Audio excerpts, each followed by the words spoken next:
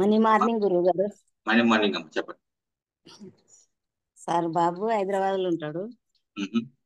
ఆయనకు నిన్న 4 గంటల నుంచి బాగా ఎక్కిళ్ళు వచ్చినాయంట గురువు గారు. మ్, నైట్ 9 వరకు ఆగలేము అన్నట్లు ఇక. మ్, వాళ్ళ ఇంట్లో 4 డాక్టర్లు వాళ్ళ సార్ వాళ్ళు గోళీ ఇస్తాము ఏదేదో చేద్దాము అన్నారంట. టాబ్లెట్ ఇస్తా వేసుకోరా అని అన్నాడంట. అంటే ఏం లే మా అమ్మకి చెప్తా నేను, మా అమ్మ ఏమో చేస్తుంది తక్కువ అవుతుంది అని చెప్పిండట. ఆ, 9 గంటల వరకు నాకు చెప్పిండు గురుగారు. చెప్తే ఏమైంది నాయన అంటే, అమ్మ ఎక్కిళ్ళు వచ్చినాయి 4 గంటల నుంచి తగ్గలేదు. మేడం గారు కూడా గోలిస్తాను టాబ్లెట్ ఇస్తాన్నాడు నేను వేసుకునిలేను. ఎట్లా అమ్మ అంటే 2 నిమిషాలు ఆగు నువ్వు పుట్ట మీద పెట్టుకో ఇట్లా ఫోను, నువ్వు ఒక్క నిమిషం అట్లనే కూర్చో కుర్చీ మీద అని చెప్పిన గురుగారు. మ్, ఏ, నేను ఇట్లా ఓపెన్ సరిగా కూర్చొని ఇట్లా బయట కూర్చుని ఇట్లా నైట్ పూట బయట కూర్చుని భరిస్తుంది ఆ గురుగారు ఊళ్ళే. ఆ.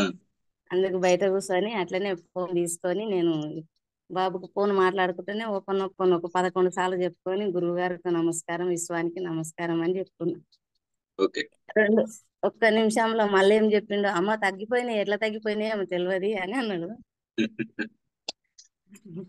వాళ్ళ మేడం అన్నదంట, ఏందిరా మీ అమ్మ ఏం మంత్రం చేసింది ఇట్లా తగ్గింది అన్నదంట. అపోలో హాస్పిటల్లో పెద్ద మేడం ఆమె.